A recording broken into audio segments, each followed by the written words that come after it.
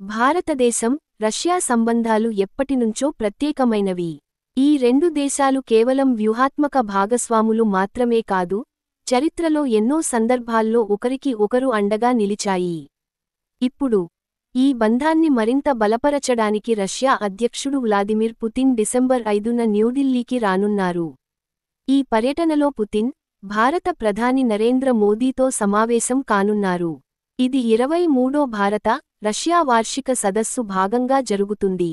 ఈ సమావేశంలో ఇరు దేశాలు రక్షణ, ఇంధనం, వాణిజ్యం, అంతరిక్ష పరిశోధన వంటి కీలక రంగాల్లో కొత్త ఒప్పందాలను ఖరారు చేసే అవకాశం ఉంది. ముఖ్యంగా, రష్యా నుండి భారతదేశానికి చమురు, గ్యాస్ సరఫరాలు, అలాగే రక్షణ రంగంలో సహకారం ప్రధాన చర్చాంశాలుగా నిలవనున్నాయి. ఇటీవల అక్టోబర్లో పుతిన్ మరియు మోదీ టెలిఫోన్ సంభాషణ జరిపారు. ఆ సమయంలో ఇరు నాయకులు తమ ప్రత్యేక మరియు ప్రాధాన్యభరిత వ్యూహాత్మక భాగస్వామ్యం ను మరింతగా బలపరచాలని సంకల్పించారు. ఈ మాటలు ఇప్పుడు డిసెంబర్ సమావేశంలో నిజ రూపం దాల్చబోతున్నాయి. భారతదేశం, పాశ్చాత్య దేశాల ఒత్తిడిని ఎదుర్కొంటూ కూడా రష్యాతో తన సంబంధాలను కొనసాగిస్తోంది.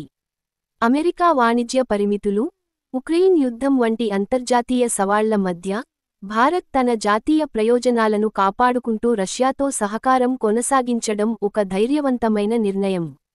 ఈ పర్యటన కేవలం రాజకీయ సమావేశం మాత్రమే కాదు. ఇది రెండు దేశాల మధ్య ఉన్న విశ్వాసానికి, చరిత్రలో ఏర్పడిన బంధానికి ప్రతీక. న్యూఢిల్లీలో జరిగే ఈ సమావేశం ప్రపంచానికి ఒక సందేశం ఇస్తుంది: భారత్ మరియు రష్యా తమ సంబంధాలను ఎటువంటి పరిస్థితుల్లోనూ వదులుకోవడం లేదు. డిసెంబర్ 5న న్యూఢిల్లీ వేదికగా రెండు మహాశక్తుల నాయకులు ఒకే వేదికపై కలుసుకుంటారు. ఇది కేవలం ఒక సమావేశం కాదు, ఇది చరిత్రలో మరో అధ్యాయం. ఈ అధ్యాయం భారత్, రష్యా బంధాన్ని మరింత బలపరచి, భవిష్యత్తు తరాలకు ఒక కొత్త మార్గదర్శకత్వాన్ని అందిస్తుంది.